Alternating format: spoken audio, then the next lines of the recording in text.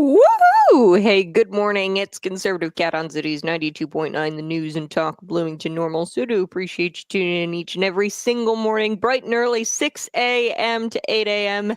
We're going to jump right into the news. We're going to jump right in. New York City Mayor Eric Adams dares the woke mob to cancel him after vowing to deport illegals, criminal illegal aliens. I don't know. He's going after the woke mob now. This is Democrat mayor, New York City mayor.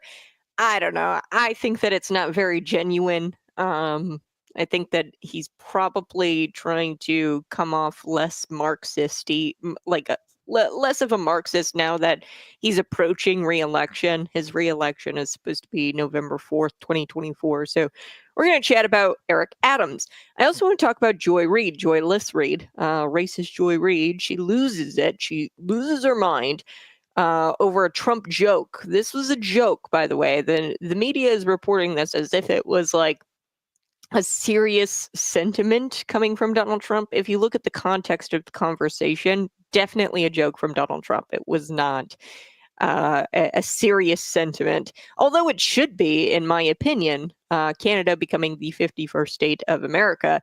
And we'll get to it here in just a second. But I also want to talk about Trump speaking with Justin Trudeau and how he told him that Canada cannot survive without ripping off. If they cannot survive without ripping off the United States, then they should probably just become the 51st state. And Justin Trudeau, you can become the governor. He spoke with Justin Trudeau and he said this, hey, Canada can just become the 51st state if you can't survive without ripping off the United States.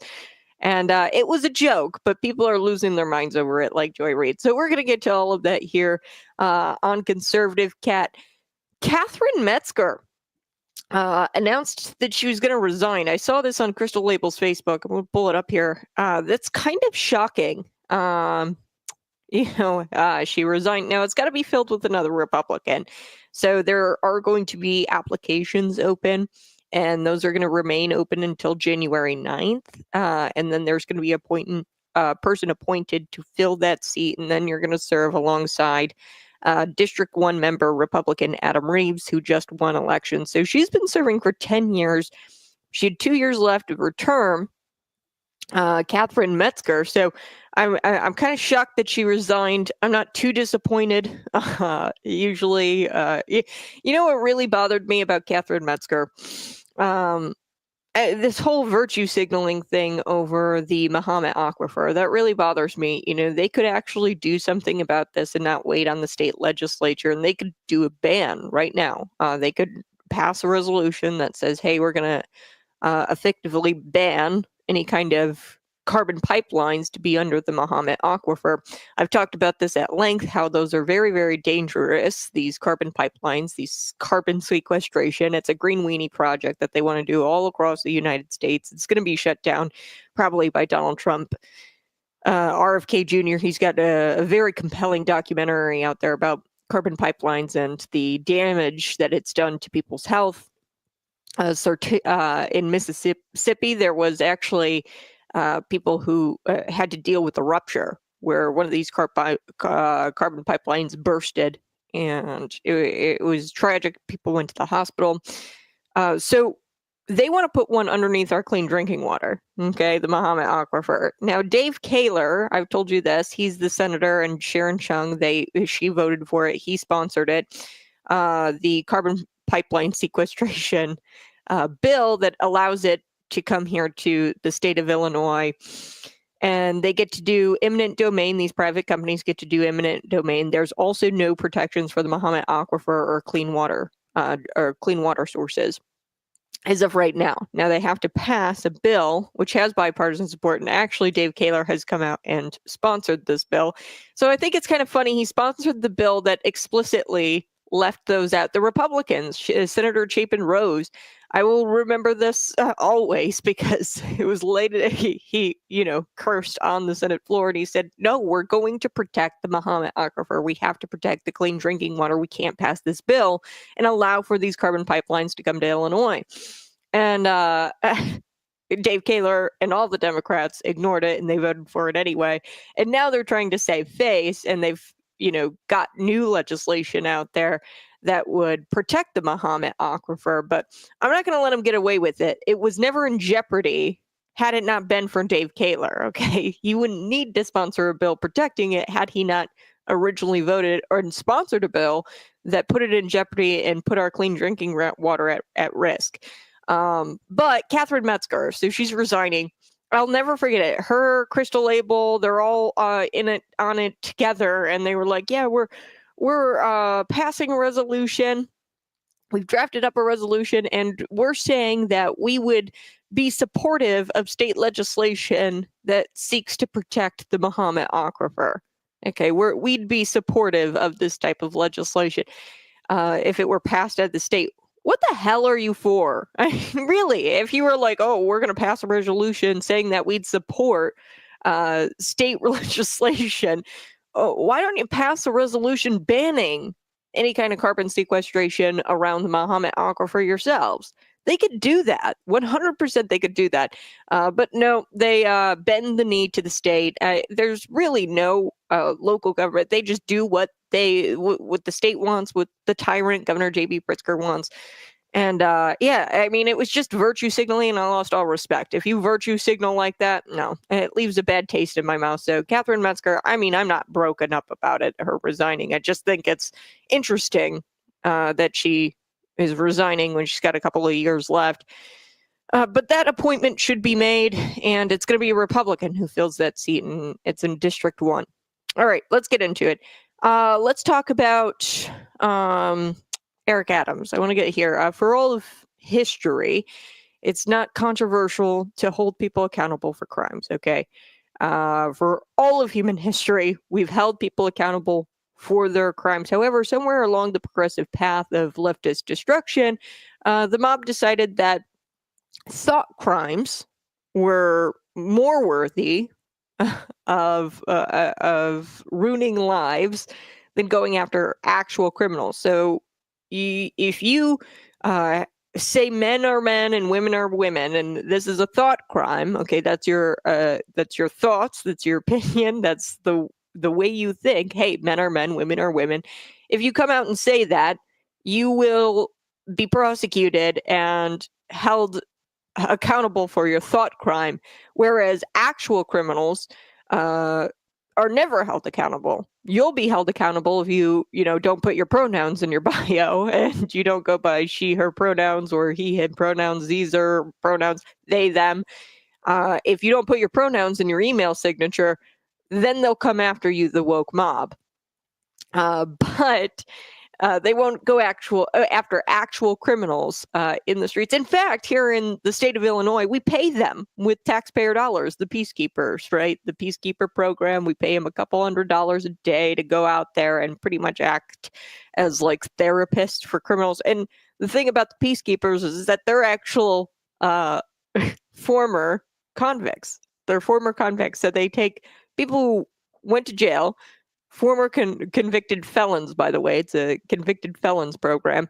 We give them $200 a day to go out there in a yellow vest and play therapist with other criminals. So that's what we do here in the state of Illinois. We don't actually hold our criminals accountable. We pay them with taxpayer dollars. So in New York City, I want to get to this. There's an alien invasion. There's a legal immigration crisis. And New York City Mayor Eric Adams does not seem to give one crap if you cancel him for saying, hey, I'm fed up with this nonsense. I'm going to start deporting people. Okay, I'm fed up with the alien invasion, and I'm going to start deporting people. So Eric Adams, a Democrat, a leftist Democrat, by the way, said, go ahead, woke mob, cancel me for saying this. I'm going to deport him. Let's take a listen. Those who are here committing crimes, robberies, shooting at police officers, raping innocent people, have been a harm to our country. I want to sit down and hear the plan on how we're going to address them. Those are the people I am talking about, and I would love to sit down with the Board of Czar and hear his thoughts on how we're going to address those who are harming our citizens. We're open to that. Open to hearing what their plan is to deport some of these folks, and you think the city, in some circumstances, should cooperate with ICE. Let me. You know what's interesting? And I was talking to the team the other day. I want you to all go back and Google Hillary Clinton and Barack Obama. Google what they said about those who commit crimes in our city and what they said in our country.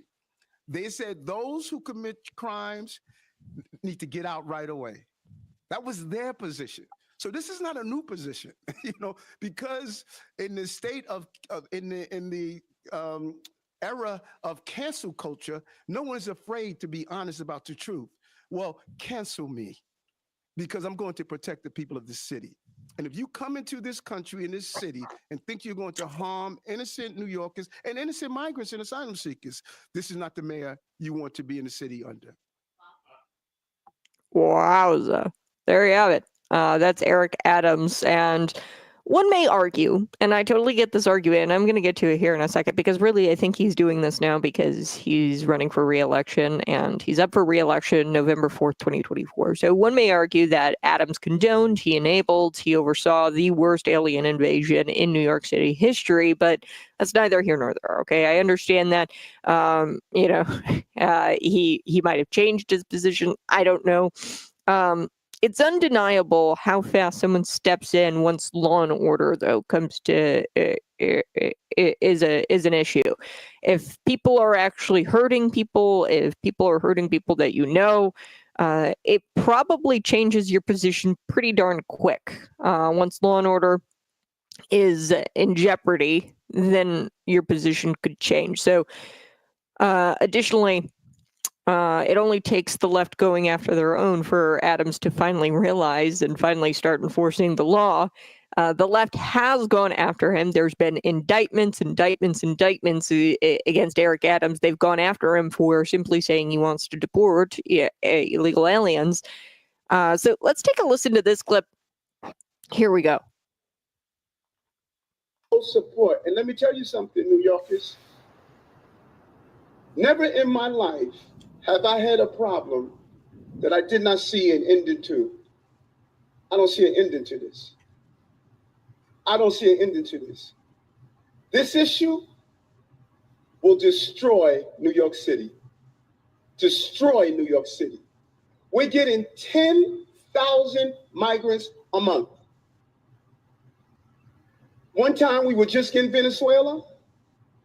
Now we're getting Ecuador. Now we're getting Russian-speaking coming through Mexico. Now we're getting Western Africa. Now we're getting people from all over the globe have made their minds up that they're going to come through the southern part of the border and come into New York City. And everyone is saying every community in this city is going to be impacted. We had a $12 billion deficit that we're going to have to cut. Every service in this city is going to be impacted. All of us. And so I say to you, as I turn it over to you, this is some of the most educated, some of the most knowledgeable, probably more of my commissioners and deputy commissioners and chiefs live in this community. So as you asked me a question about migrants, tell me what role you played. How many of you organized to stop what they're doing to us? How many of you were part of the movement to say, we're seeing what this mayor is trying to do and they're destroying New York City? It's going to come to your neighborhoods. All of us are going to be impacted by this. I said it last year when we had 15,000. I'm telling you now with 110,000. The city we knew we're about to lose. And we're all in this together. All of us. Staten Island is saying, send them out to Manhattan. Manhattan is saying, send them out to Queens. Queens is saying, send them out to Brooklyn. No. It's not the game we can play. Open the floor up. Okay. So that was a year ago, that clip. And he was indicted by the Biden-Harris, okay? So I think maybe it's a little bit of them going after him where he's finally starting to enforce the law, or vowing at least to enforce the law. He's out there saying he's going to enforce the law now. And it could be because they've indicted him now and he's peeved off, right? Or it could be that he's going up for re-election. I like what somebody says here. Adams is kissing Trump's rear end and trying to garner favor with the new administration. Yeah, I think that's a lot of it as well. And we know that Kathy Hochul is doing that. He comes off a little bit more genuine than Kathy Hochul. So Governor Kathy Hochul, who once invited the world to go to the state of New York, she's the governor of New York. She suddenly claimed that she cares if migrants commit crimes. You know who else did this? Dick Durbin on the Senate floor. He goes, "Oh, I care if migrants commit crimes." You know, Dick Durbin was actually pictured with a guy who is on the run. He's accused of killing a girl in Springfield, Illinois, Emma Schaefer. Okay, he's pictured with this guy, Gabriel Calixto, is the suspect. And he's a DACA recipient, was here. He served time in the IDOC for kidnapping a separate girl, not Emma Schaefer, but at a different time, kidnapped a girl, pled it down to unlawful restraint, was released back into the United States somehow, and then he killed somebody.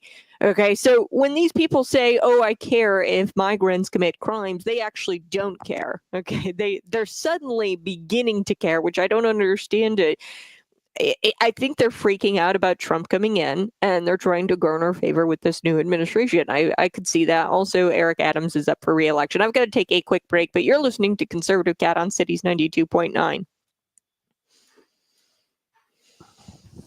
Hey, good morning. Go ahead and smash that like button. Yes, Eric Adams is kissing Trump's rear end. I definitely think Kathy Hochul is doing that. Now, Eric Adams, he's been indicted by Biden-Harris. I think that it's a little bit different with him because he's peeved off that they've come after him for saying, like, you know, we're going to deport illegals. So it could be the re-election thing. It could be that he's pissed that the Biden-Harris administration indicted him over nonsense.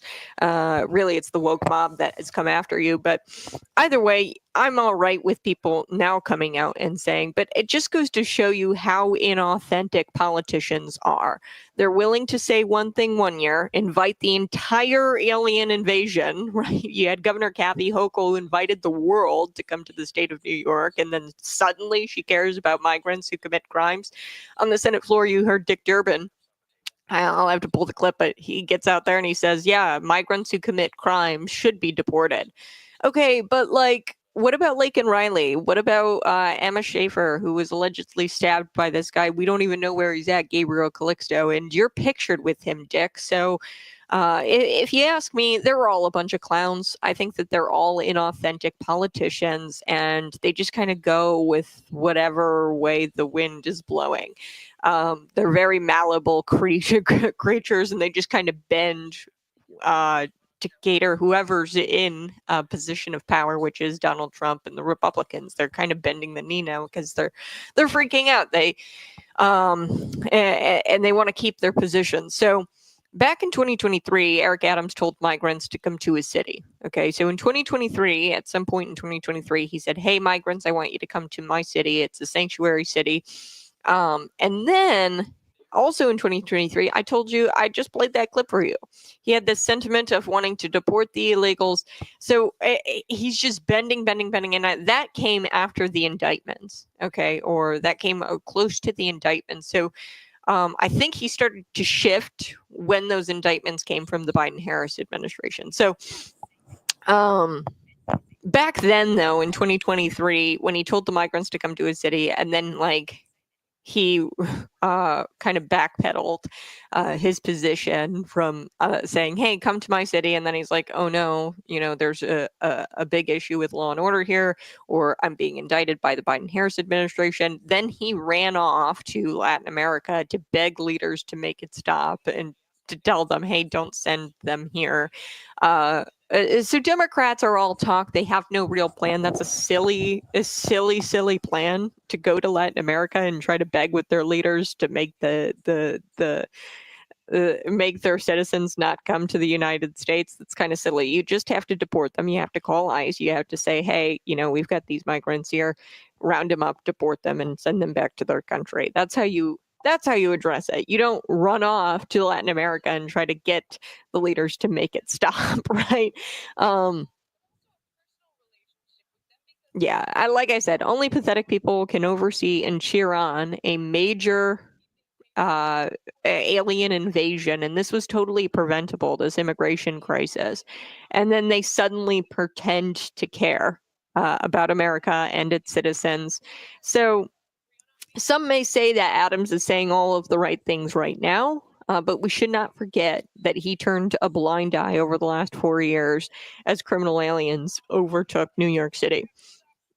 Now, on the other side, you've got people like Governor J.B. Pritzker who are just doubling down, and people with money who don't really need help from, Donald Trump to win a re-election or have a ton of money at their disposal, like Governor J.B. Pritzker. I think he's the richest, if not the second richest politician ever.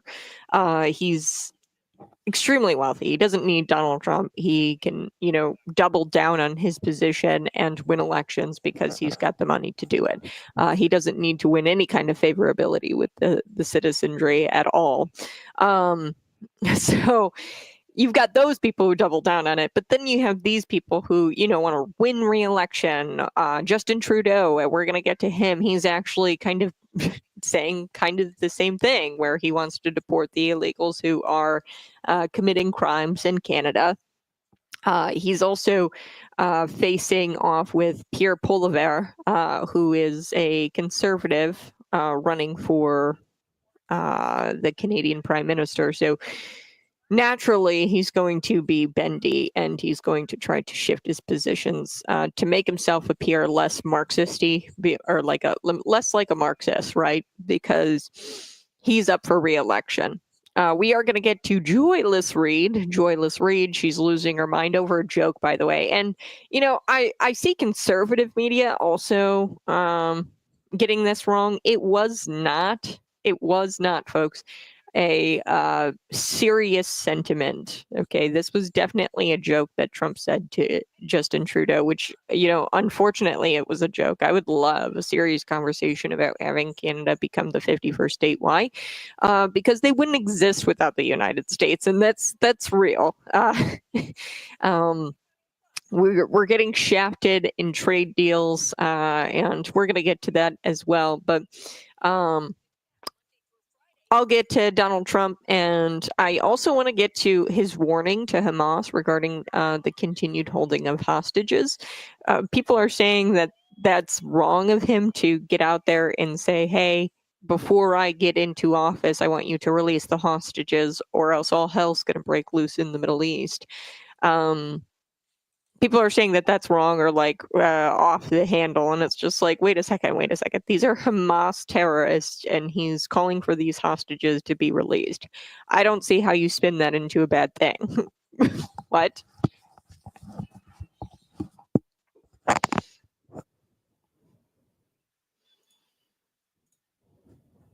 Woo! Hey, good morning. I'm live on YouTube and Rumble. Subscribe to the channel. Before we took the break, I was telling you a little bit about Kathy Hochul, Eric Adams. They're all kind of bendy. I just imagine these politicians, they're just very pathetic people. They oversaw and cheered on a major alien invasion. This was completely preventable, this immigration crisis, from the beginning. And now they're pretending to care about Americans and care about their citizens in their states and in their cities. Because they're probably scared of the incoming Trump administration. I don't know exactly. And Eric Adams, back in 2023, started talking about all of this. And I don't know. It's probably a mixture of all of it, where, law and order. I mean, once law and order is involved and people start dying on your watch, you have to change direction. Okay. But then also Eric Adams was indicted by Biden-Harris for simply saying that he wanted to deport illegals. And he was attacked by the woke mob, and they tried to cancel him. And he says, go ahead and cancel me. I'm going to say it. We have to deport the criminal migrants. So back in 2023, he started, kind of shifting his position before in 2023, in the same year, he was inviting migrants to come to his city. He said it's a sanctuary city. He invited them to come to his city. And then at some point in 2023, a little bit later, like in September 2023, he shifted his mood and his position, and he ran off actually to Latin America, and he begged the leaders in Latin America to stop sending their migrants over. And it's just like, wait a second. That is a crappy plan. I'm sorry. You're all talk. You have no real plan. The real plan would be to have deported these people long before now. So here's Kathy Hochul. She comes off as less genuine, though, okay, than Eric Adams. This, I know exactly what's going on here. She definitely is kissing Trump's butt because they want to gain favor with the new administration. Take a listen to Kathy Hochul. Our immigration system is woefully broken. It's been broken for decades. There was an opportunity to make meaningful change that the Republicans in the House of Representatives killed, and they should be held accountable for that. But we need to fix the border, fix the system. But I'll tell you this, those who come here legally, we want to get them jobs. I have 460,000 open jobs in the state of New York. I want them to get the proper work permits. I want them to keep their temporary protective status, if that's what they have. I want to make sure that they're part of contributing to society while they're here. That's separate from people who are criminals.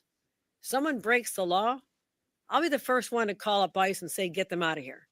So there is a difference in categories of individuals. And so I just had a meeting this morning with my team that's been studying all the other. Okay, so but I'm just going to say it. I think they're all clowns. This was definitely a preventable immigration crisis, and then suddenly they have shifted their tune and they're pretending to care about America and their citizens. So while some may argue Eric Adams is saying all of the right things now, one should not forget that he turned a blind eye over the last 4 years as criminals overtook New York City. Okay. And one shouldn't forget that he's running for re-election in 2025. You got the Governor J.B. Pritzkers of the world who just doubled down on their position because he's got money and he doesn't have to worry about winning re-election because he's got the money to win re-election. You don't have to worry about pretending to care about your citizenry when you have money.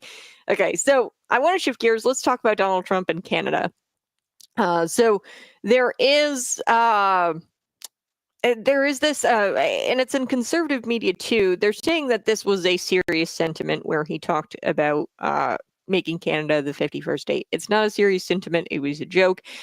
You've got Joy Reid, who we're going to get to here in just a second, losing her marbles over Trump's warning to Hamas, actually, and the Canada 51st state statement or comment. So Trump published a warning. Let's start here with Hamas. And he published a warning for Hamas. And he also published a social media post promoting the international independence of U.S. steel through a series of tax incentives and tariffs. So we're going to get to tax incentives, tariffs. This show is going to break down Trump's kind of foreign policy. Here in this hour, I want to break this down. So Trump posted on Truth Social, and he issued a warning to Hamas regarding the continued holding of hostages. And he says, there will be all hell to pay in the Middle East. And for those in charge who perpetuated these atrocities against humanity, those responsible will be hit harder than anybody has been hit in a long and storied history of the United States of America. Wow. Release the hostages now. So he said, release the hostages now, or there's going to be all hell to pay in the Middle East. That's strong. That's a strong leader right there. And you've got people like Joy Reid saying that's like he's a dictator, and he's playing dictator from the comfort of his home in Mar-a-Lago, and he's truth socialing or getting on social media, and he's trying to act like a dictator before he's even inaugurated, right? So we're going to get to Joy Reid's comments, but I also want to talk about Justin Trudeau. He told Justin Trudeau that if Canada can't survive without ripping off the United States, Canada can become the 51st state. Now, this was clearly a joke. He says, and you can be governor of the state, right? This was a joke. If you look at the entire conversation, there were a few people at the table with Donald Trump and Justin Trudeau. And what if, I don't know who this person wasn't named, but part of the discussion, the person next to Donald Trump, I'd imagine a staffer of his, kind of chimed in and joked, and he said, yeah, we might not want that, Mr. President, Mr. Donald Trump, because that would mean we have another blue state. And then Trump, he comes back and he's kind of quippy with it, and he says, hey, we could make it two states, so the 52nd and the 51st state, and we could have one red state and one blue state. And, this was a joke. It was a joke, but it was, hilarious because there's a bit of truth to this joke. The only reason why the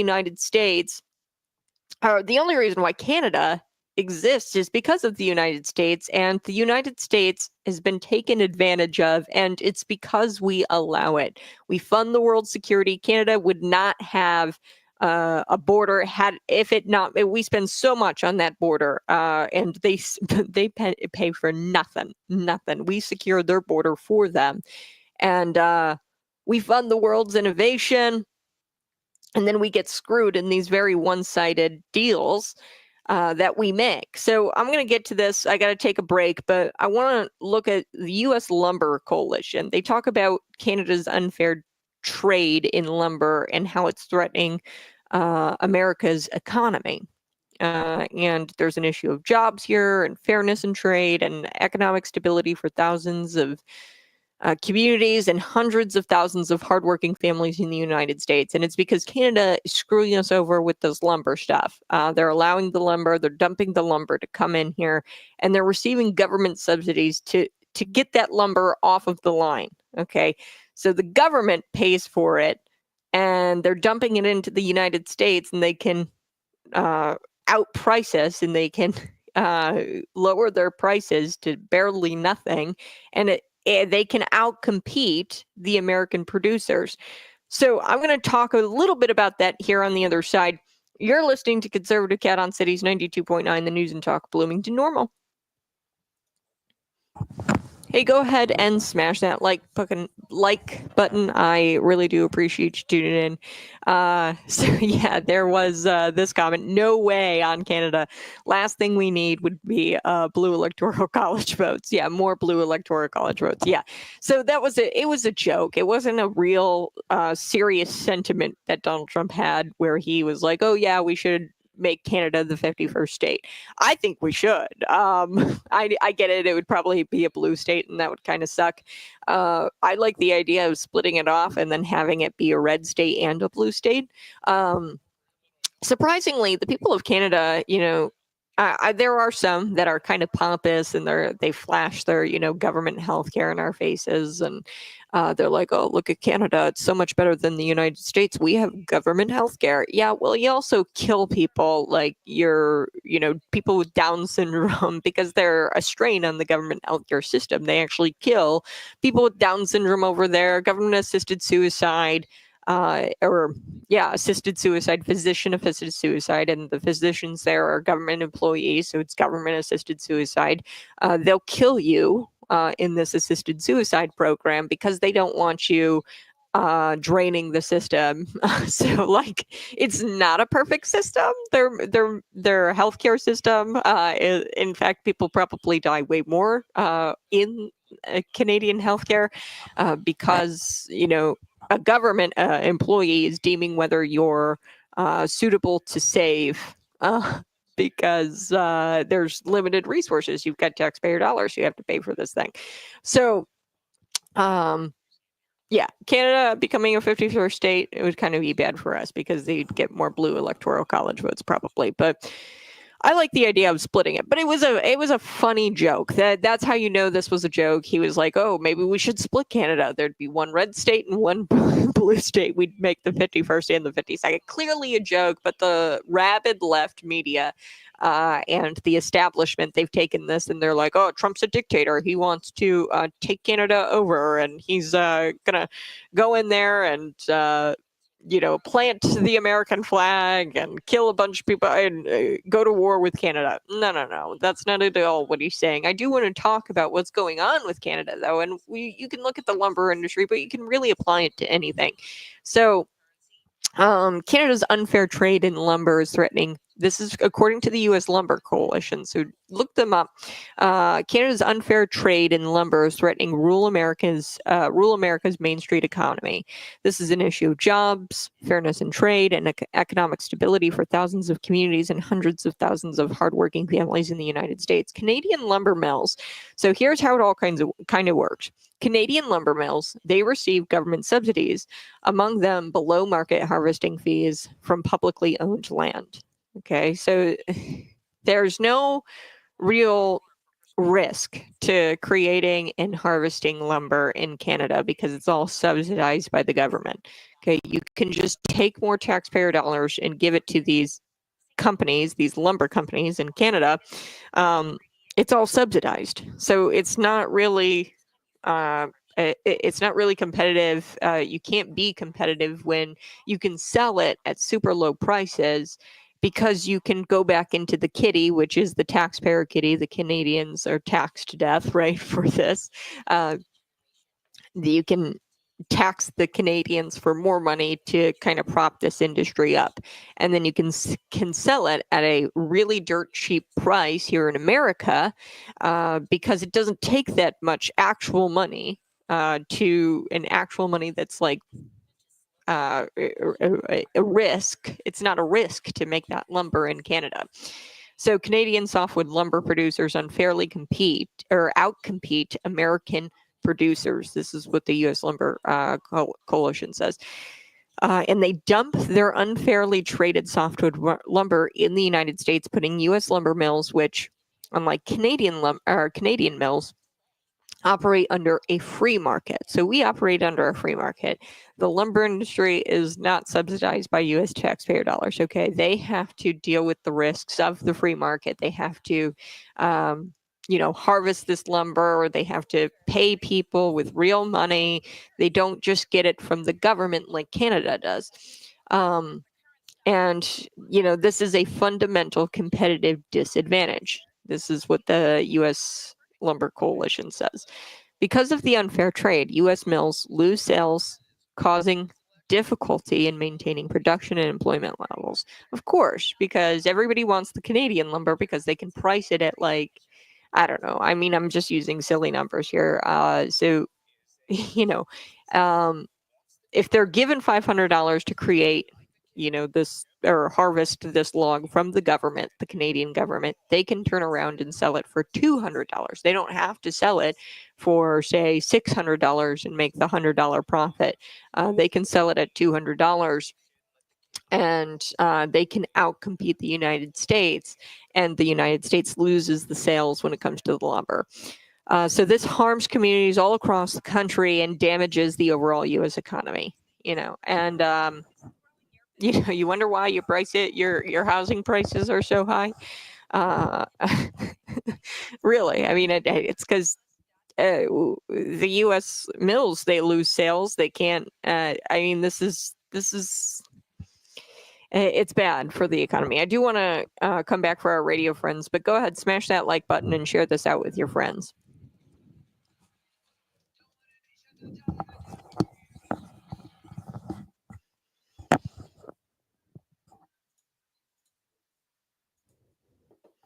Woohoo! Hey, good morning. It's Conservative Cat on Cities 92.9, the news and talk Bloomington Normal. So do appreciate you being here. Yes, before we took the break, I was telling you a little bit about this whole conversation with Donald Trump. It was a joke. You've got mainstream media and even conservative outlets kind of reporting on this as if it was a serious sentiment. It wasn't serious. Donald Trump was joking with Justin Trudeau about Canada becoming the 51st state. He says, quote, Canada cannot survive without ripping off. If they cannot survive without ripping off the United States, perhaps Canada should become the 51st state. And Justin, you can become the governor of that state. That was a joke. Somebody at the table with Donald Trump actually chimed in, and they said, "Oh, Mr. Trump, I don't know if we want that, because then all those blue votes, right? It would be a blue state." And then Donald Trump comes back. He's kind of quippy, and he says, "Oh, well, maybe we could split it, the 51st and the 52nd, a red state and a blue state." It's a joke. It's a joke, but it's kind of fun. It's really funny because there's truth to it. And the only reason the United States has been taken advantage of is because we allow it to happen. We need to tariff these people. We need to tariff this. And before I took the break, I was telling you a little bit about the U.S. Lumber Coalition, okay?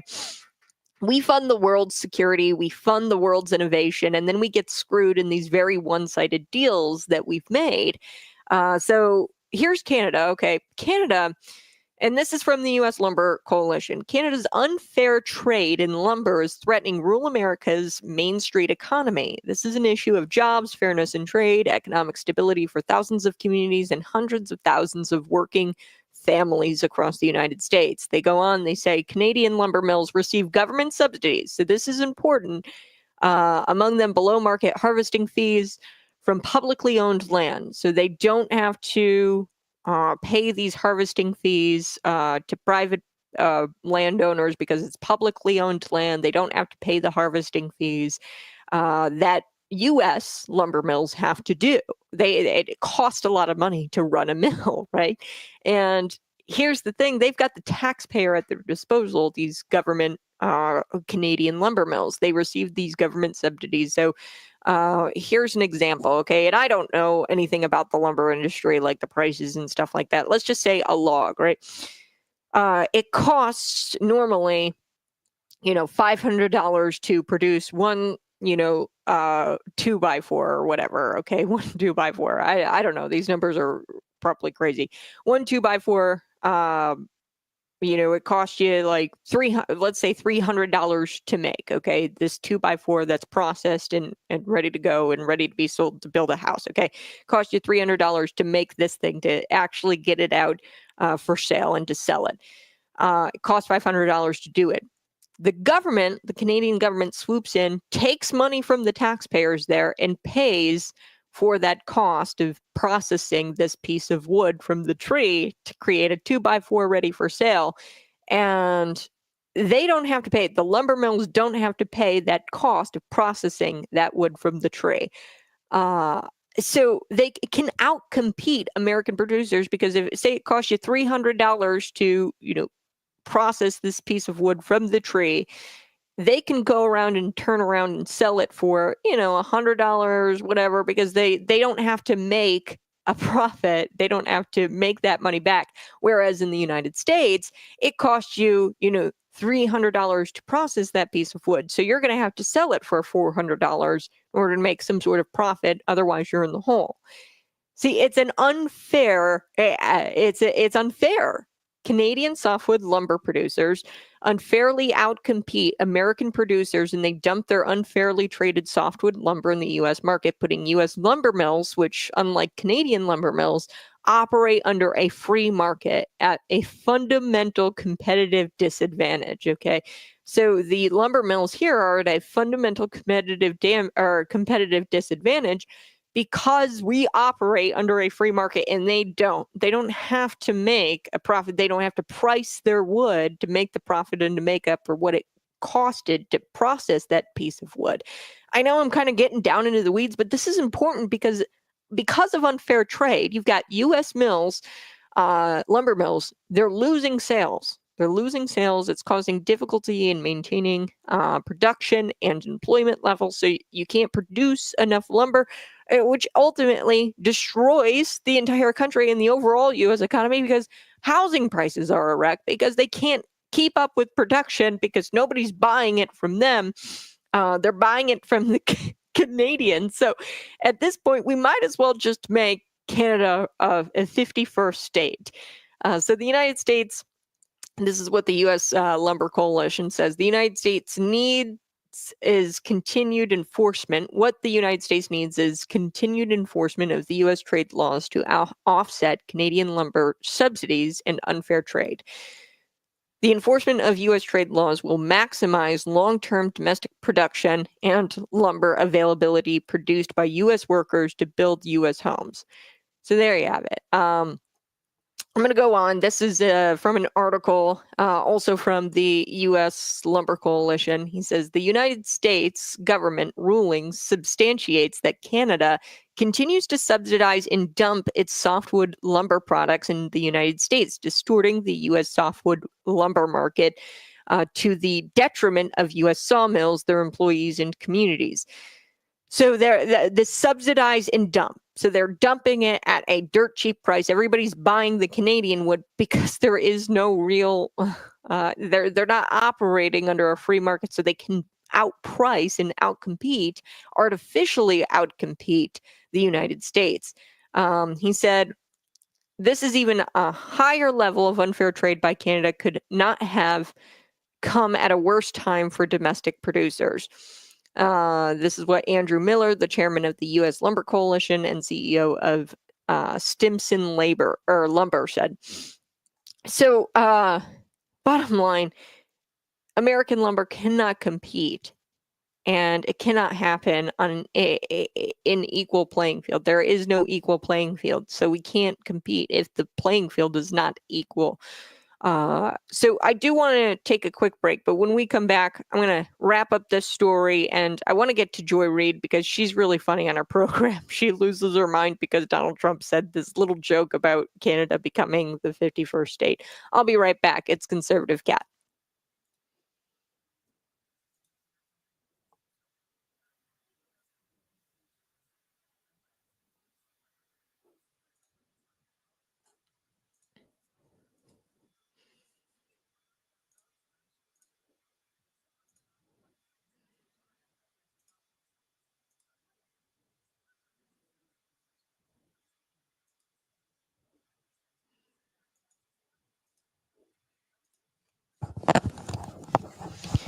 Hey, good morning. Go ahead and smash that like button. We'll be right back with more. But I do want to talk a little bit more about this candidate thing.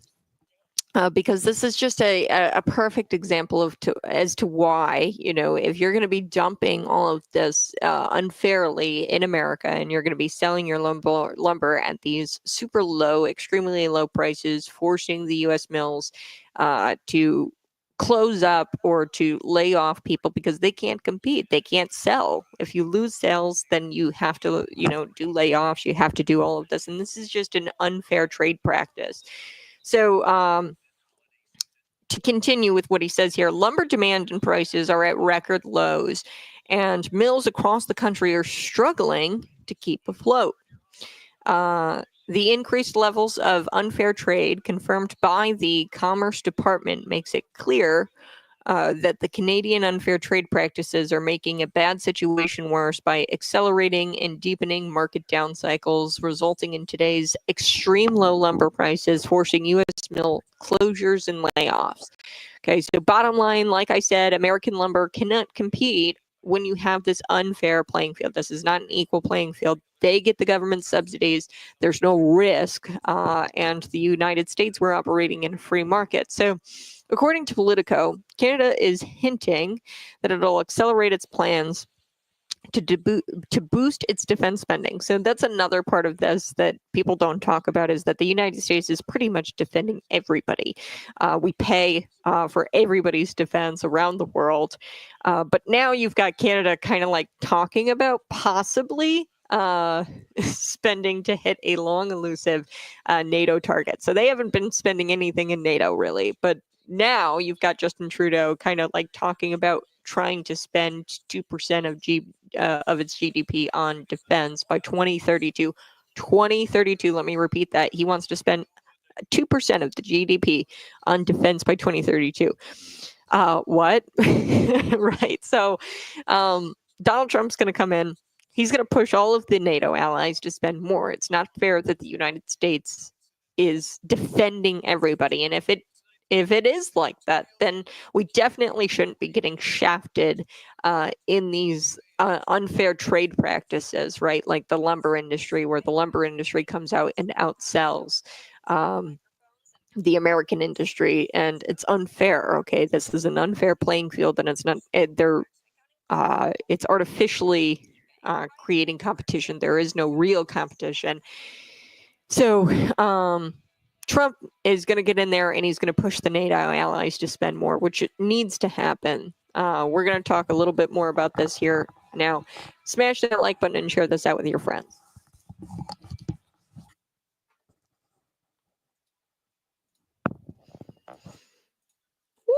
Woohoo! Hey, good morning. I so do appreciate you tuning in each and every single day. The Commerce Department has made it clear that the Canadian unfair trade practices are making a bad situation worse by accelerating and deepening market down cycles, resulting in today's extreme low lumber prices, forcing U.S. mills to close up or to lay off a bunch of people. And it's really bad for working families here in America. They can't sell. The U.S. mills cannot sell because it's an unfair playing field. Okay, you've got government subsidies, Canadian lumber mills, they're getting all this money, and then they're coming in and they don't have to sell the lumber at this price that it costs to process the wood because it's all government subsidized. So American lumber cannot compete because it's an uneven, it's an unequal playing field. According to Politico, and this is a piece too that we have to talk about with the incoming Trump administration, he's going to get the NATO allies to spend more for defense. So this is really important. Canada is actually coming out there and saying, oh, don't worry, we're going to pay for NATO, we're going to pay for our defense. We don't need the United States to do it anymore, but we're going to wait until 2032 to do it, and we're only going to spend 2% of our GDP. Like, stop it with this government healthcare that you're doing. Why don't you cut that off and then start spending for your defense? Okay, the United States spends all this money to defend the entire world, and we get shafted in deals like this trade deal where Canada is coming in and undercutting all of our lumber industry. I mean, come on, it's not fair. So Canada's Defense Minister, Bill Blair, said that Canada will make good on its pledge from this summer to meet the alliance's target of spending 2% of their GDP on defense by 2032. The only reason why Canada exists is because the United States is there defending Canada. Okay. That's the only reason. The United States is the only reason why Canada even exists. We defend the entire world, and I'm very excited for Trump to get in there and to make people pay more for that defense. And I have no problem, right, with the United States has no problem with defending the entire world. Best military, right? However, you can't come in and have these unfair trade deals that screw over the American people and you get away with it, or you can't not pay for those services. We're not going to defend you for free. You need to spend money. All right, I'll be right back. We're going to talk about Joy Reid. She said some really crazy things on her program about Donald Trump. She has TDS real bad. We'll be right back with that. It's Conservative Cat on Cities 92.9, the news and talk of Bloomington Normal. Hey, go ahead and F NATO. 100% trust no politician, including Trump. Well, here's the thing. I would say that I wouldn't, blindly trust Donald Trump, but I do have trust that things will be restored because of the way he ran things before. Okay. I've talked about tariffs and how those are a good thing. So actually, I'll pull this up here real quick.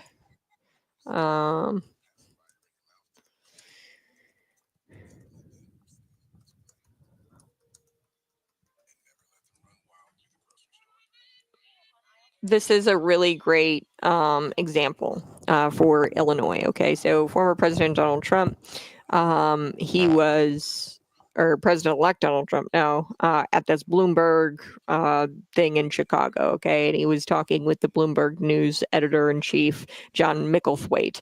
Okay, so they argued about tariffs. So Micklethwait said 10 to 20% tariffs will have a serious effect on the overall economy. Micklethwait expressed concern about high tariffs, subsequently adding costs on the consumer. And Trump said this, I agree, it's going to have a massive effect, a positive effect. It's hard for you to spend, I get that it's hard for you to spend 25 years talking about tariffs as being a negative, and then somebody explaining to you that you're wrong. If you don't do this, tariffs, this country has no chance. So the way he kind of explained tariffs is that they should be a negotiation tactic, okay? There's two ways of looking at a tariff. Here's what Donald Trump says. You can do it as a money-making instrument, so getting the revenue for the United States, right? Which, I think that people give tariffs such a bad rap. It's because what happened in the Great Depression time, I think it was Herbert Hoover. He was the one who kind of tried to fix, the Great Depression with this high tariffs, and it didn't work. It was just a total nightmare, and they screwed it all up because they looked at it as a money-making instrument. When you look at it as a money-making instrument, it doesn't exactly work, but if you look at it as a negotiating tactic, it can work. So there's two ways of looking at a tariff. Here's what Donald Trump says. You can do it as a money-making instrument, or you can do it as something to get the companies to come in. If you want the companies to come in, the tariff has to be a lot higher than 10% because 10% is not. If you come in with this outrageous tariff, right, like a 50% tariff, they're going to come in. So for example, John Deere, they were laying off 600 employees, 3 production plants in Illinois and Iowa, okay? And the company said in the summer of 2024, they were going to plan to move some of their manufacturing from Iowa to a facility in Mexico by the end of 2026, okay? This is what they announced in the summer of 2024, John Deere did. They said, hey, we're going to move some of our manufacturing from Iowa to Mexico. Trump explained in the interview that at a campaign stop, okay, in Pennsylvania, he threatened a 2% or 200% tariff on these guys, John Deere. And shortly after that, the company kind of like revoked their announcement. And they said that they weren't going to move to Mexico or move production to Mexico. Separately, this is another big one. And, I'm responding to this guy where he says, oh, you can't trust Donald Trump, or don't put your trust in Donald Trump. Donald Trump has already done this. Okay, we've already seen this happen in the American economy from 2016 until 2020-ish. 2020, 2021. We've already seen this. So separately, Illinois automaker Stellantis continues to delay its reopening of the Belvidere plant. Why? It's because it's cheaper to build out. They're planning on investing $6 billion into a Brazil facility from 2025 to 2030. Now, if you have a massive tariff on Stellantis in this Brazil, if they're investing in their manufacturing over in Brazil at their Brazil facility, if you tariff them like 50%, they're going to be like, we might as well just open up the Belvidere plant in Illinois, if that's the case. Okay, so that's how I think this tariff thing is going to be a good thing, and we've seen the receipts. So I'm excited for Trump to come in.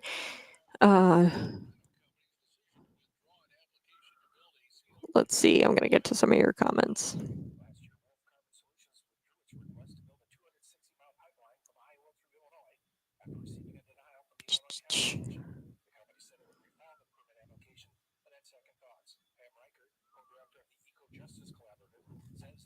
All right, go ahead, smash that like button. We're going to come back.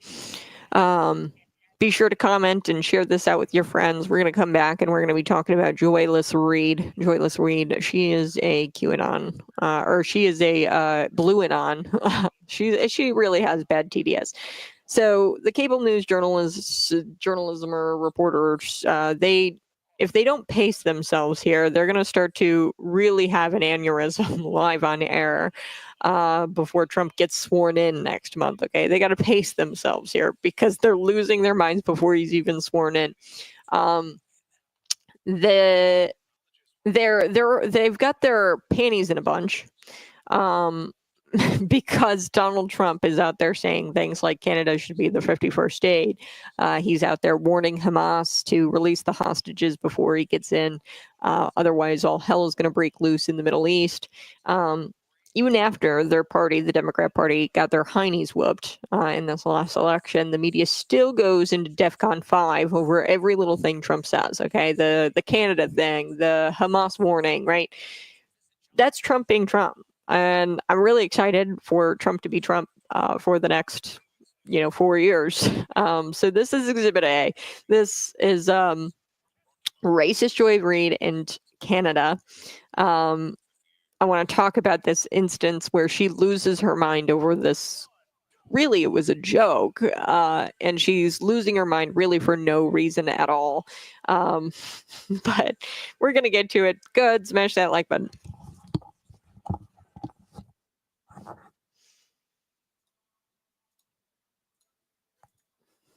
Woo! Hey, good morning. It's Conservative Cat on Cities 92.9, the news and talk, Bloomington Normal. So do appreciate you tuning in each and every single day. Joy Reid, she's losing her mind, folks. And I was telling the folks in the stream, find me on YouTube, on Rumble. These people have got to pace themselves here, okay? They got to relax a little bit because they're going to wind up having an aneurysm live on air before Trump even gets in. Some of these cable news network hosts like Joy Reid, they always go into like crisis mode over every teeny bitty thing that Donald Trump says. This was a joke, okay? The 51st state thing was a complete joke. And it was funny because there's some truth to it. I talked about that, how there's some unfair trade going on in Canada.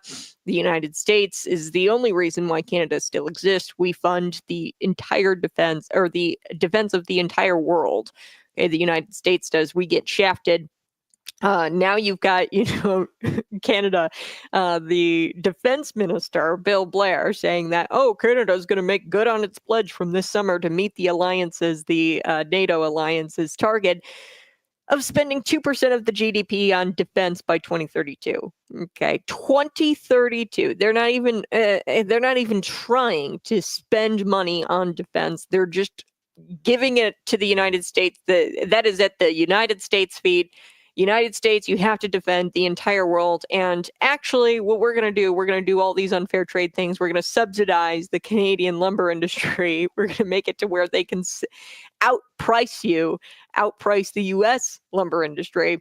And it's just completely unfair. You're going to outcompete these American producers and dump their unfairly traded softwood lumber into the U.S. market, putting U.S. lumber mills, which unlike the Canadian mills, operate under the free market. You're going to put them at a fundamentally it's just a fundamental competitive disadvantage. It's just not an equal playing field. So you're going to come in and do that, but you're also going to expect us to defend you for no money. You're not going to pay for us to defend you and your country. So yeah, you might as well be the 51st state, okay? Everybody's buying your lumber unfairly. You're unfairly trading here, and we're defending you. You wouldn't even exist without the United States. Anyway, so we've got Joy Reid. She's losing her mind. I'm shocked that this woman hasn't had an aneurysm live on air over Donald Trump. They always go into crisis mode over every little thing that Donald Trump says. I, for one, am very excited, and I hope he says more things like this, where Canada should be the 51st state. Love that. He also issued a warning to Hamas saying, hey, there's going to be all hell that breaks loose in the Middle East if you don't release those hostages. So Trump has threatened to impose massive tariffs on Canada. Now, before I took the break, I was telling the people in the stream that tariffs, and I like what Donald Trump said in this debate, really. I want to call it a debate. It was really supposed to be like a forum or like where he answers questions from this reporter, but it turned into a debate with the reporter naturally. But Trump says this. He says there's two ways of looking at a tariff. You can look at it as a money-making instrument, which is what Herbert Hoover did, and why all the economists are really scared of terrorists, because Herbert Hoover did it. He tried to make money during the Great Depression, and it just made things worse for us. But you can also use it to get something to get the companies to come into the United States. If you want the companies to come in, the tariff has to be higher than a 10, 20%. 10's not enough. You have to come in with like a 50% tariff or they're never going to come in. So for example, John Deere, they said that they were going to leave the United States. They were going to move some of their manufacturing to the Mexico facility by the end of 2026. They announced this in the summer of 2024. Now, Trump, at a campaign stop in Pennsylvania, threatened a 200% tariff on John Deere. And guess what? Shortly after that threat of the tariff, not even the actually imposing the tariff, the company announced that they weren't going to move production to Mexico, which is a win. The same thing with Stellantis. They say that they're going to invest $6 billion from 2025 to 2030. I don't think that's going to happen, because what Donald Trump is going to do, he's going to say, look, Stellantis, you automaker, we're going to put a 200% tariff on you, and you can't ship your cars in for cheap anymore into the United States. We're just not going to allow it. And there's a Belvidere, Illinois plant that has delayed, Stellantis has delayed this reopening of the Belvidere plant. And I'd imagine, and I'm calling it now, by 2026, that Belvidere plant is going to have all kinds of people in it, and they're going to be making cars here in the United States. Why? Because they don't want to do the tariff thing, and they don't want to move all their manufacturing to the Brazil facility, okay? So he's threatened to impose massive tariffs on Canada if nothing is done about border issues in the trade deficit, okay? Things have to be done regarding the lumber industry and them coming in and undercutting, unfairly undercutting the prices of the United States, your government subsidized Canadian mills. You got to fix this. You also have to fix your border issues. We're spending too much money defending you and keeping your border, okay? So the threat was enough for Prime Minister Justin Trudeau, that walking pile of soy boy that he is, and hair gel, okay, Fidel Castro's son. He was so freaked out by this massive tariff threat of Donald Trump's that he was willing to go to Mar-a-Lago, and he was willing to sit down and talk with Donald Trump about it, okay? So the unpopular Trudeau is now facing his own electoral threat from the superior Pierre Poilievre, okay? So this is why he's going down and talking with Donald Trump. This is why he said things about migrants and how he's going to deport the migrant criminals. He's already come out and said a lot of this stuff because he has to try to convince the people of Canada that he's not a Marxist to get them to vote for him now. But he bragged, about immigrants coming there, up until about a week ago, and then they said, Mr. Trudeau, you've got an election to win. You can't be a Marxist. And then he was like, oh, well, shoot. Okay, fine. I'll go talk to Donald Trump. So Trump and Trudeau, they dined together, and there were a couple other people there.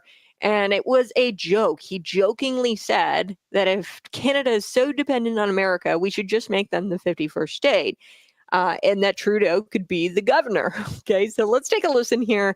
This is Peter Doocy talking about the events at Mar-a-Lago when Donald Trump dined with Justin Trudeau.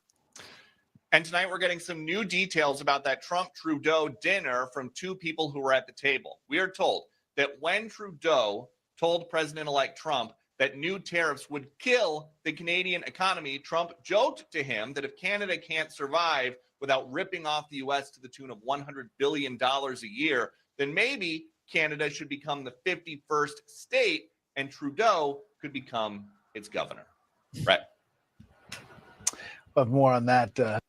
Okay, so really, really funny stuff there. It was a joke. It was a joke. And you've got Joy Reid losing her marbles over here. So I think it's kind of funny because Trump actually jumped in on Truth Social. Clearly, this is a joke. The internet is having fun with it, Canada being the 51st state, right? And Trump, he jumped on Truth Social, and it's a picture of him on top of a mountain with the Canadian flag. It's like an AI created picture, and then the caption is, "Oh, Canada."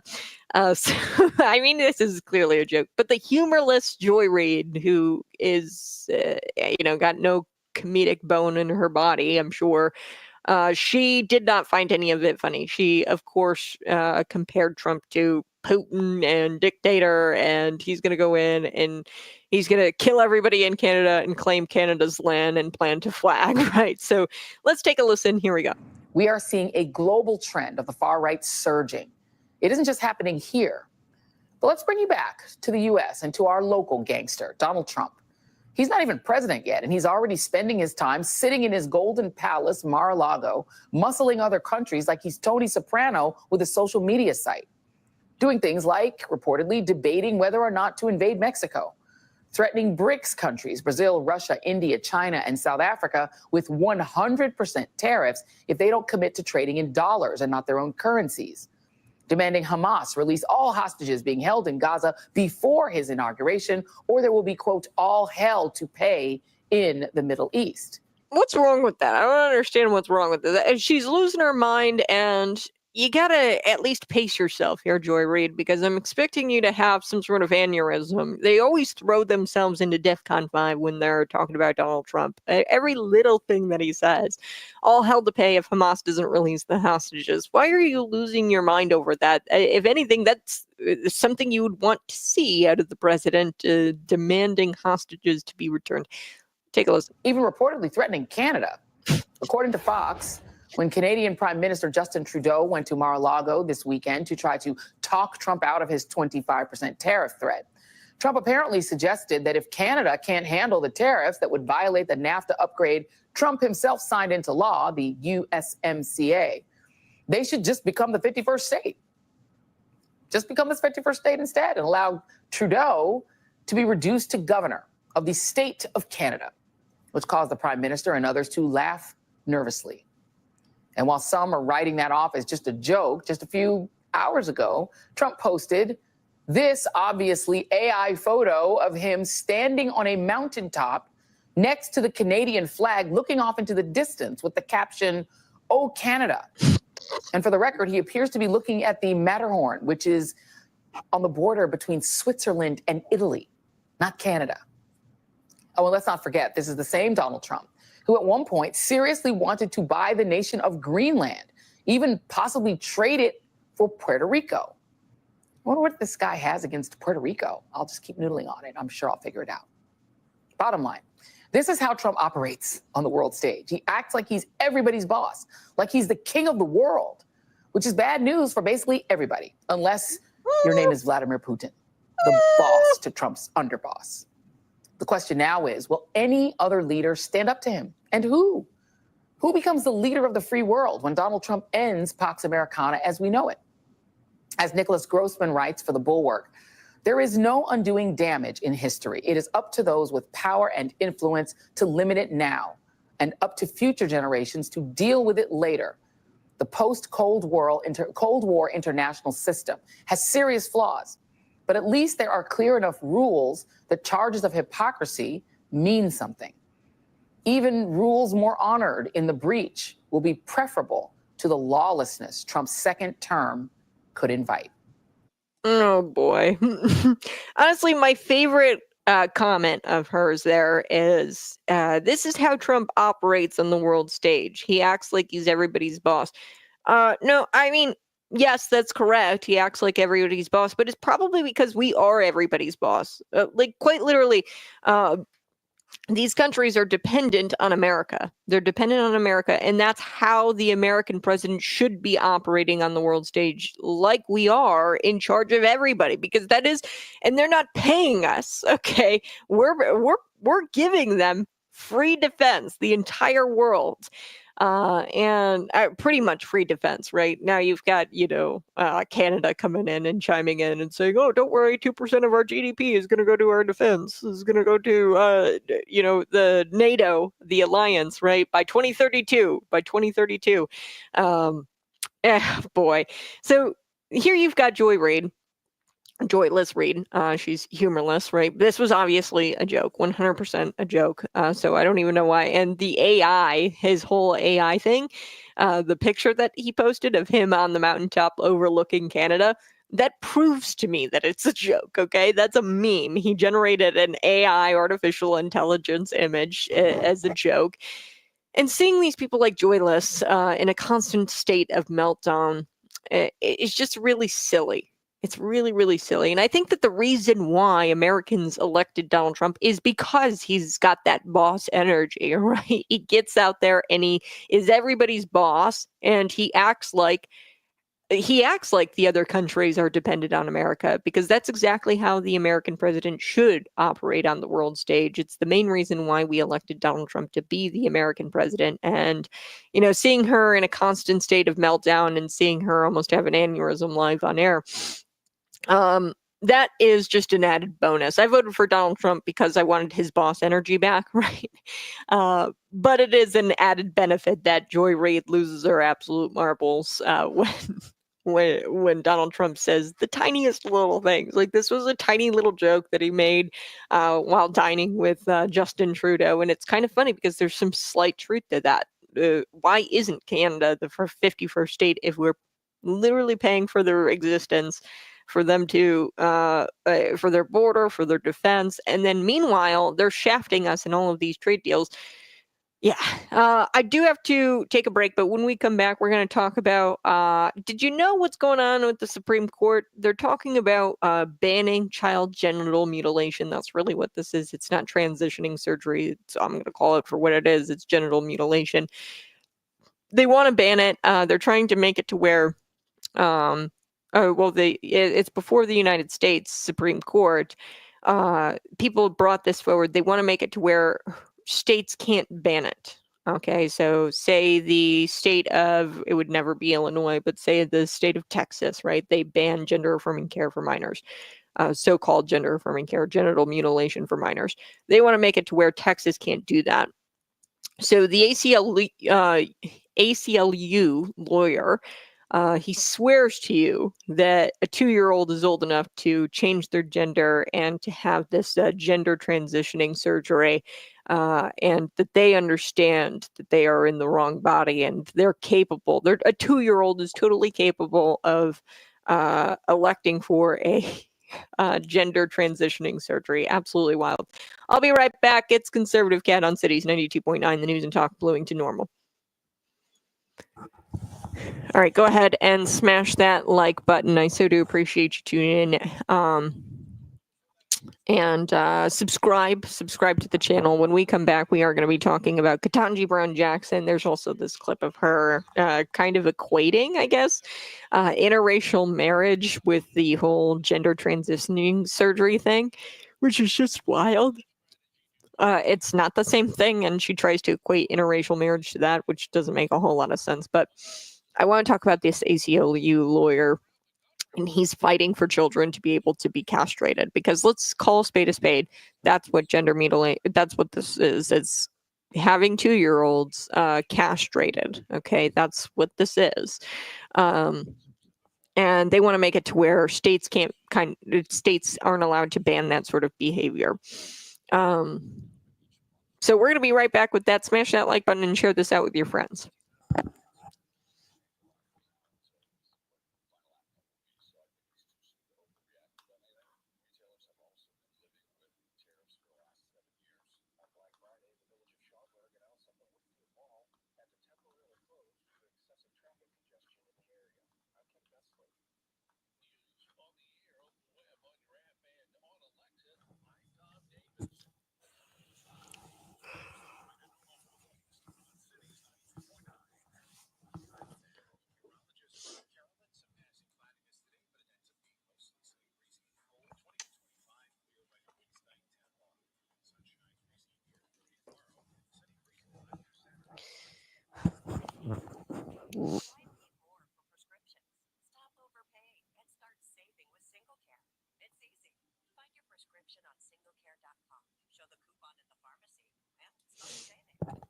All right, folks, thanks so much for tuning in. I so do appreciate you. Man or woman? Well, it's a woman pretending to be a man, I guess.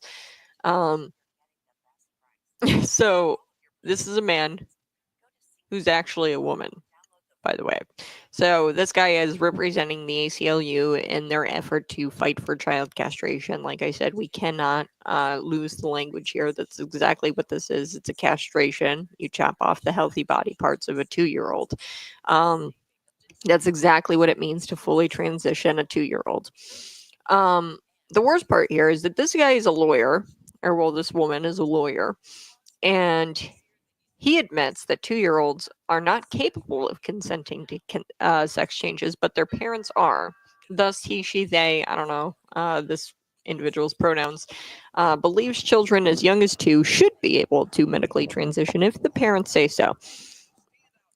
So on Fox News, according to Fox News and CNN, Chase, this is what this person's name is, Chase Strangio, discussed an upcoming case involving Tennessee's ban on puberty blockers. So Tennessee has a ban on puberty blockers and transgender for surgeries for minors, naturally, right?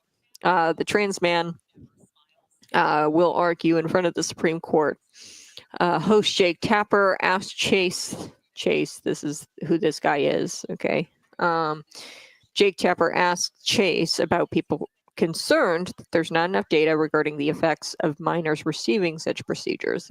There is not a whole lot of data because this is a very new thing. We've never seen this many people elect to have such procedures, and we have no idea what the long-term effects are because this is such a new thing. But Chase insisted that there is enough information to prove that the procedures help kids. Actually, there's not. The truth is that pre or post procedure and pre procedure, their suicide rate is extremely high amongst all transgender people in the transgender community. The only information that we have is that the suicide rate is astronomical amongst this community. Okay, that's the only information we have. So the only conclusions that we can be drawing here is that once you become trans, you probably will lose your life to suicide.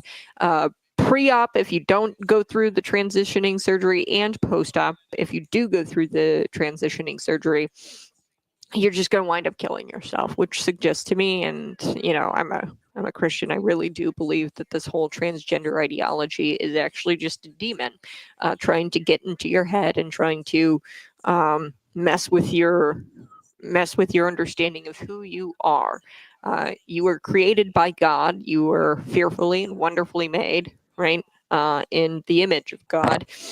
And you should be grateful that you exist and that you are either a man or either a woman. There's man, there's woman. God created men, God created woman, Adam and Eve, right? And really, I believe this is a demon just trying to get into your head. People who are afflicted by this transgender ideology or think that they're trans, it's really just demonic activity. And how do I know this?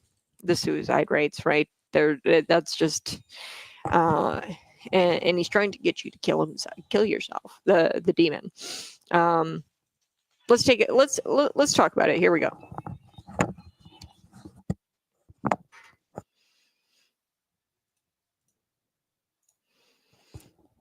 Woo! Hey, good morning. It's Conservative Cat on Cities 92.9, the news and talk blooming to normal. So do appreciate you tuning in each and every single day. Before I took the break, I was telling you about the ACLU. Okay, so there's something before the Supreme Court right now.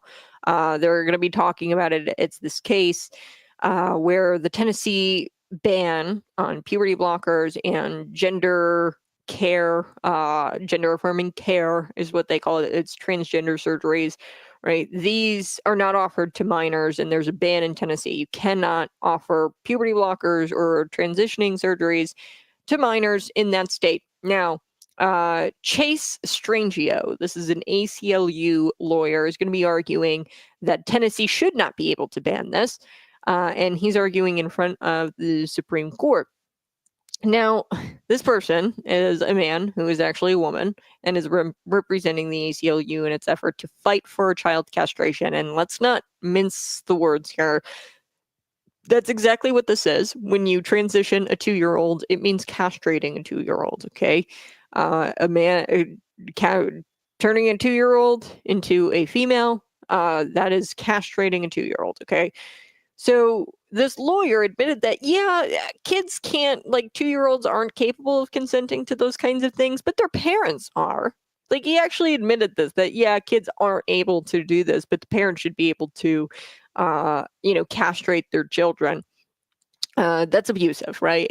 Okay, for example, if I were to cut off, if a parent were to cut off the arm of their child, or the toes of their child.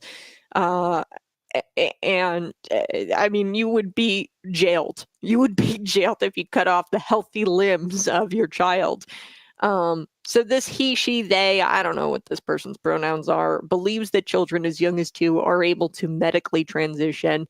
Let's take a listen. Here we go. I would say is nobody has to provide this medication to adolescents. These are not doctors being forced to provide this medication. These are doctors who are wanting to treat their patients in the best way that they know how, based on the best available evidence to us. And these are young people who may have known since they were 2 years old exactly who they are, who suffered for 6, 7 years before they had any relief.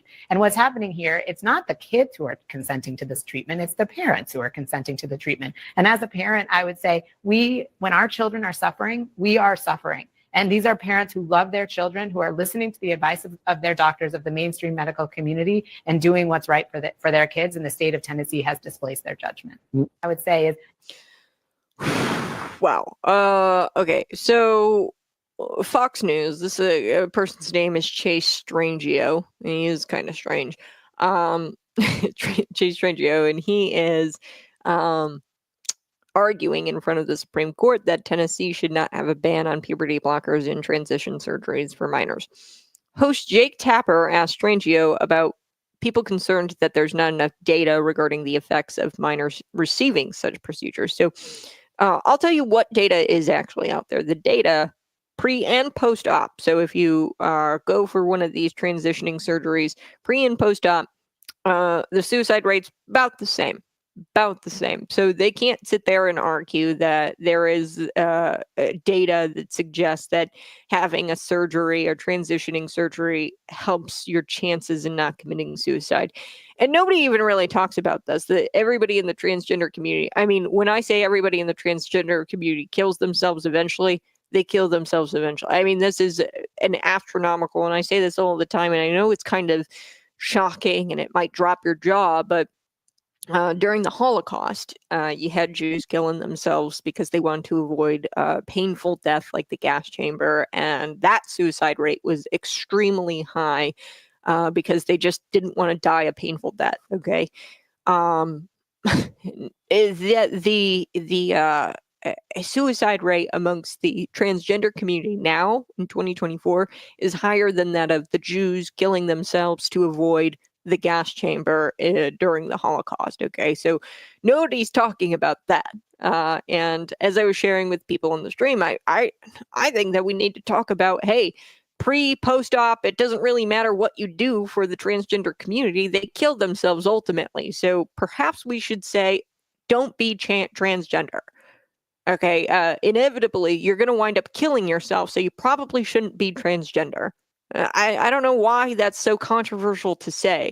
Look at the facts, look at the numbers. The transgender community kills themselves, and it's not because people aren't allowing them to be trans or their true selves, because there is no data that suggests that people are out there committing hate crimes or killing transgender people simply because they're trans. There is no hate amongst the transgender community. In fact, there's the opposite. I mean, more in 2024. I mean, there is more laws in place to provide them extra rights or additional rights in comparison to. I mean, look at Geico. I talked about this.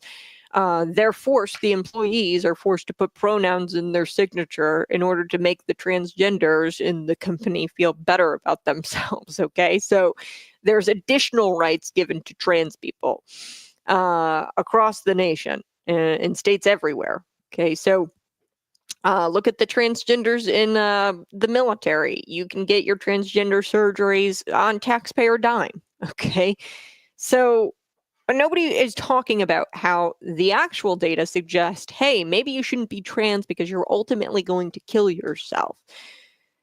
So these are not doctors being forced to provide this medication. This is what Chase Strangio says. These doctors are wanting to treat their patients in the best way they know how. There is no data surrounding the long-term effects of these medications, the puberty blockers or the transitioning surgeries. There is no long-term data because it's relatively new. We haven't seen this amount of people trying to get puberty blockers or get on puberty blockers ever, and there is no long-term data because it's brand new.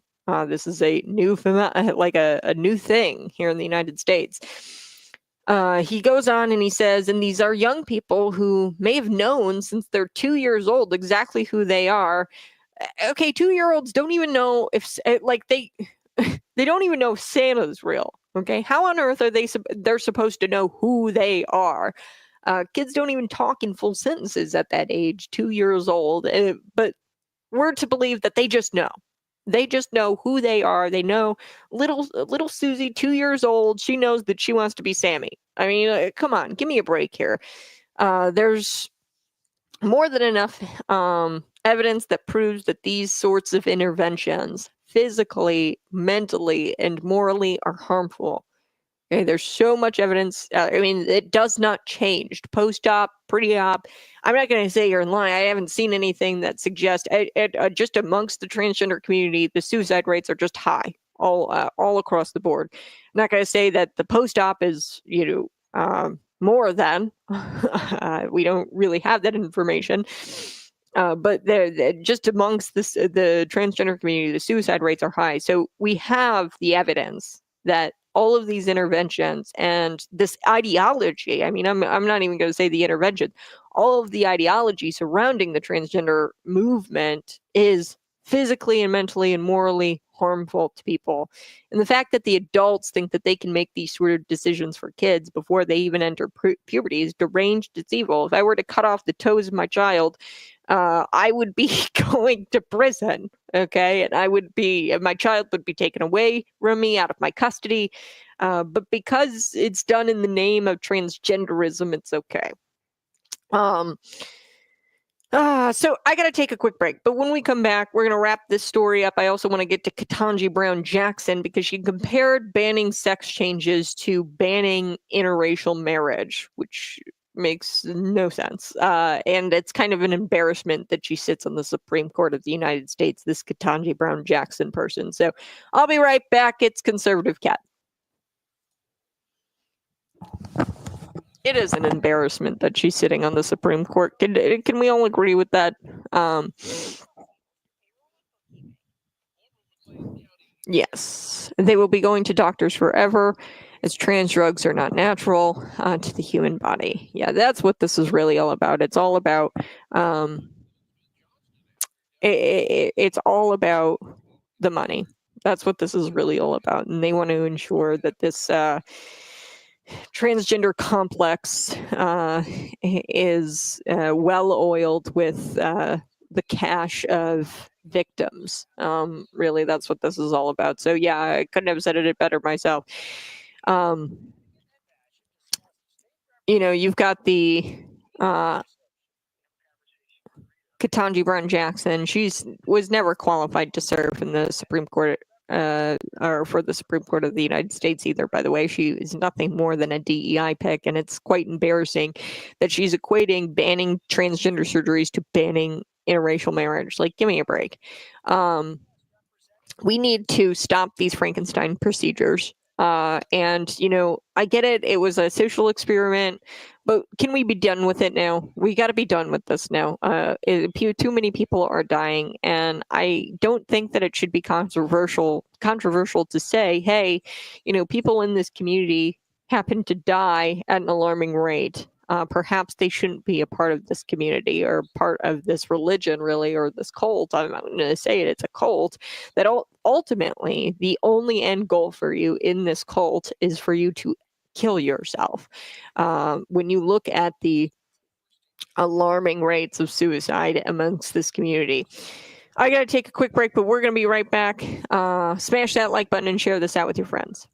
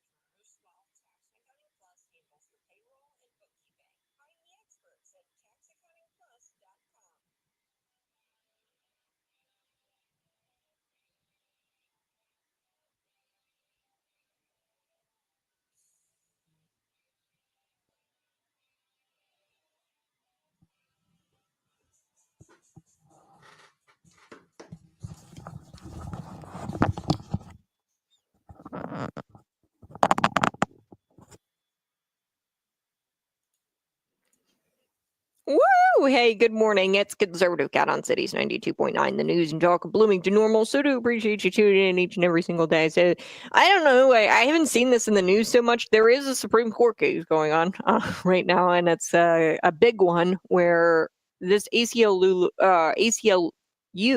lawyer, Chase Strangio, is tasked with arguing in front of the Supreme Court. He's trying to get it to where Tennessee's ban on puberty blockers and transitioning surgeries, transgender surgeries for minors shouldn't exist.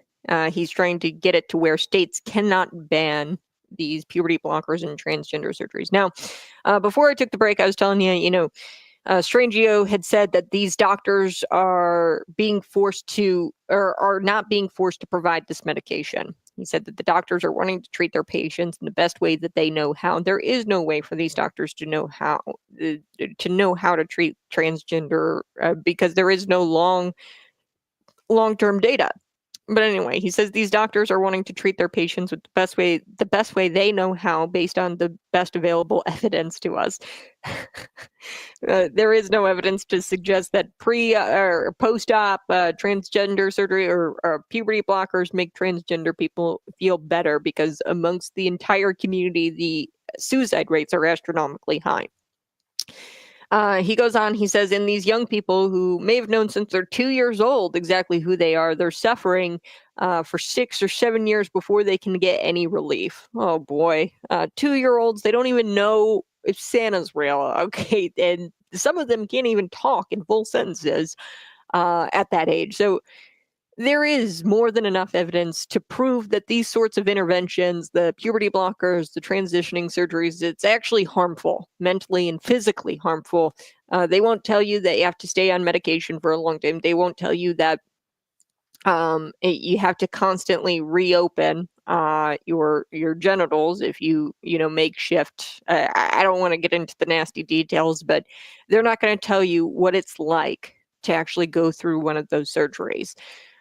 So there's more than enough evidence. I mean, we have detransitioners, people who have come out and said, I regret my decision. I have to detransition. So you don't need evidence for something that's blatantly obvious, by the way, like gender.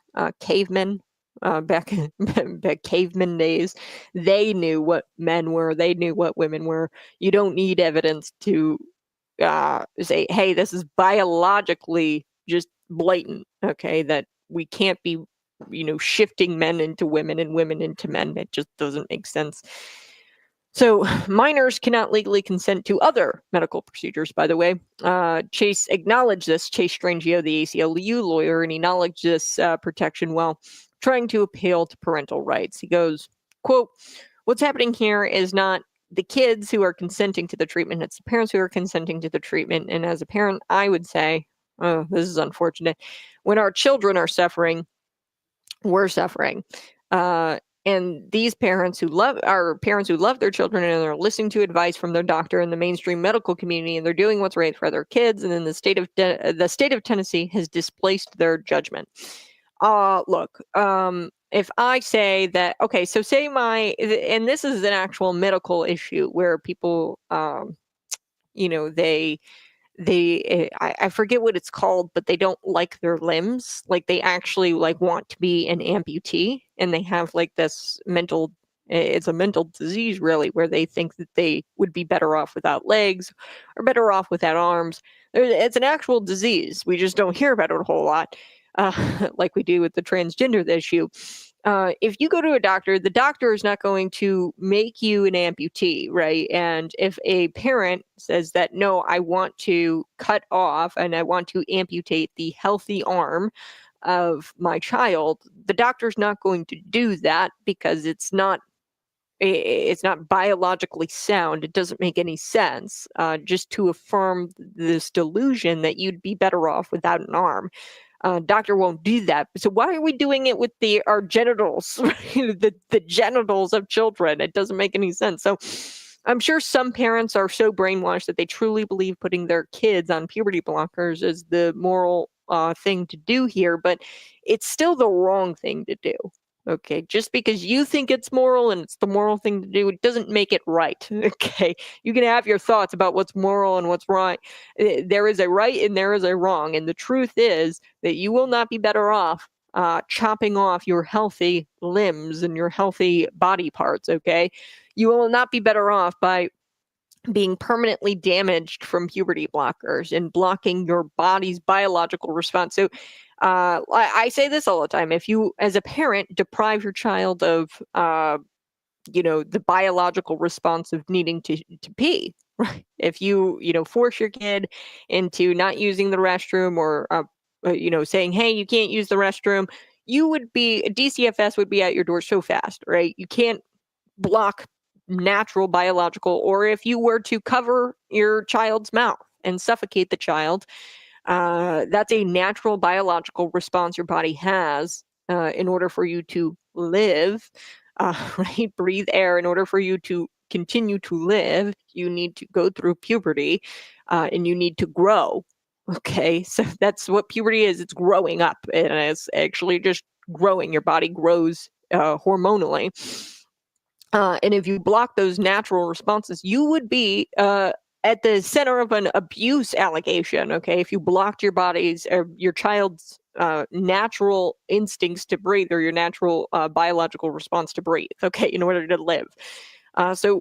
Yeah, I mean, we don't have these fights about this kind of stuff, but we are when it comes to this whole transgender issue, and I don't understand it. At a certain point, these people can't claim ignorance. Okay, a moral society would prosecute any medical professional who suggests that blocking your body's natural biological response, like puberty, or chopping off the healthy body parts of somebody. A moral society would say that that medical professional is treating kids terribly, and they would call these things Frankenstein procedures and quack science. Okay, a moral society would say this. So we'll have to see what happens at the Supreme Court level. But I'm going to play Ketanji Brown Jackson because this is interesting, and she's an embarrassment, folks, to the Supreme Court.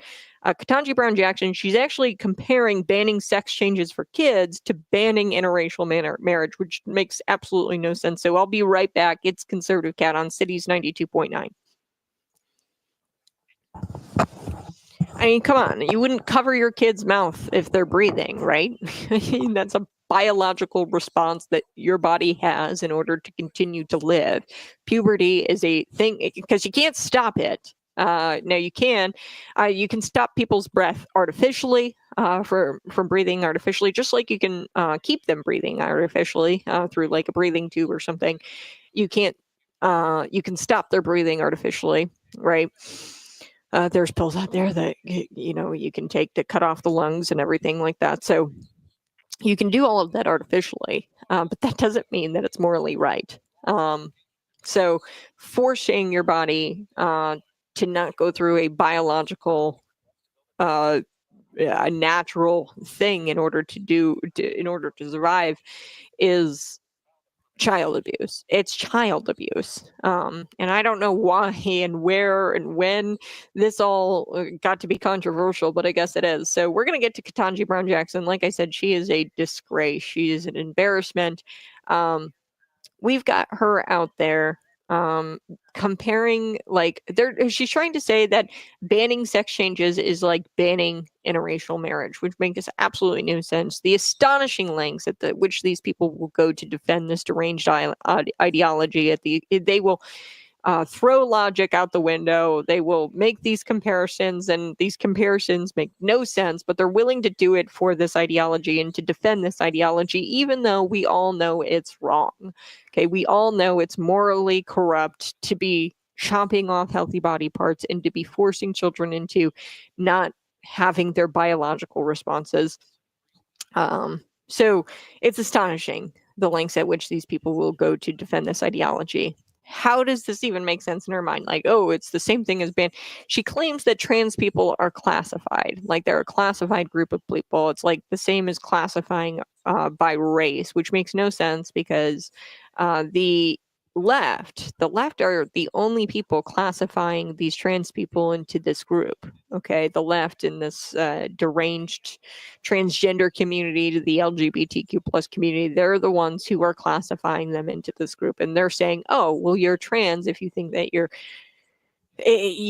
it doesn't exist. Okay, these groups that don't exist, there is no thing as such thing as trans. There's only men, there's only women, there's only black, there's only white. Okay, when it comes to race, there's only black, there's only white.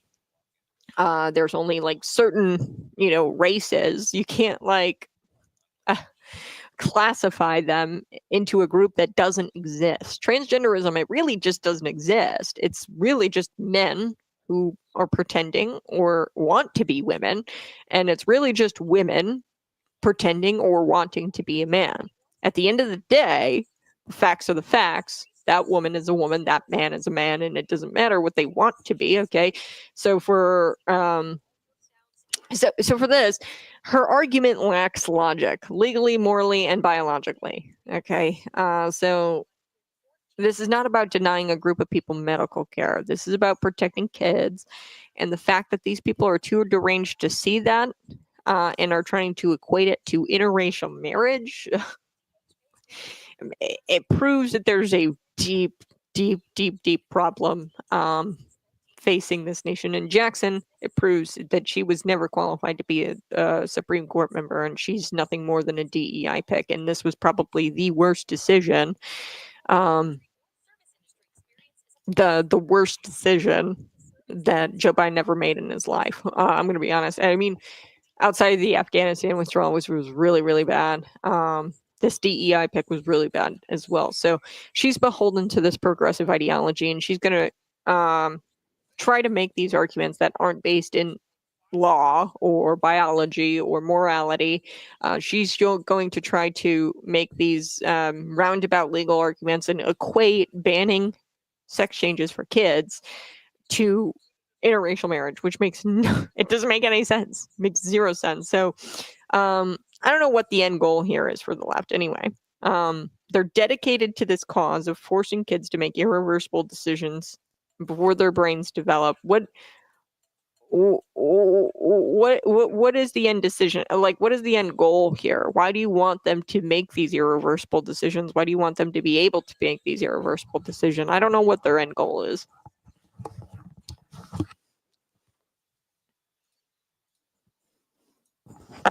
Here we go. I'm going to play this clip of Ketanji Brown Jackson. She's a DEI pick, and she's beholden to this progressive ideology. And she tries to equate or compare banning sex changes for kids to banning interracial marriage. Let's take a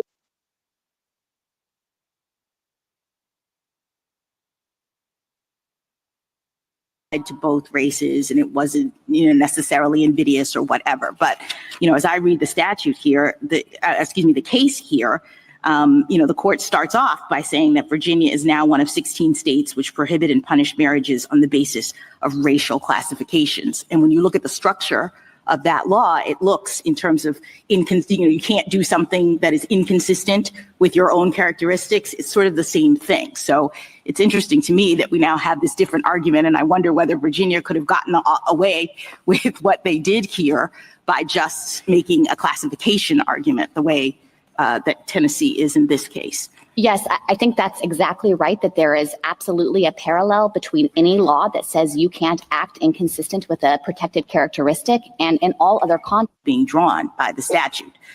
All right, so that makes no sense. It's astonishing at which the lengths at which these people go to defend this ideology. It doesn't make any sense at all, because she's talking about trans people being a part of a classified group. Okay, but the only people who are classifying them as trans is the left. And this isn't an actual group. Trans people, I mean, the whole thing doesn't make any sense at all. People can be black. People can be white. They can be classified in those things because it's a fact. And it can be proven. Hey, you are classified as white. You are classified as black. You can't classify people as trans because really, at the end of the day, there's only men, there's only women. It's men who are pretending to be women and women who are pretending to be men. So classifying them into this group of trans doesn't exist because they're not trans. You're either a man or you're either a woman biologically. You're either white, you're either black, you're either yellow, you're either brown. And you can see with your eyes the facts. Okay, you can classify people into those groups. But she's really reaching here. That's what it is. She's reaching because she's unqualified to serve as a Supreme Court justice. She was a DEI pick, and she's having trouble here making basic legal arguments, and she fails to make at least the least bit of sense. And she's trying to compare interracial marriage. Interracial marriage has nothing to do with sex changes for kids. This is not about a group of people being denied medical procedures. This is about ensuring kids are protected. And she doesn't see that. All right, you guys have a blessed day. Bye-bye. Love you. We'll have to see how this plays out. We'll have to see how the Supreme Court rules on this, but it's definitely going to be interesting. I think one of Biden's worst accomplishments was appointing Jackson to be Supreme Court justice. Nothing ever good comes out of DEI or out of this woke ideology. So you guys have a blessed day, and we'll be back at it tomorrow morning. Thank you so much. Bye-bye.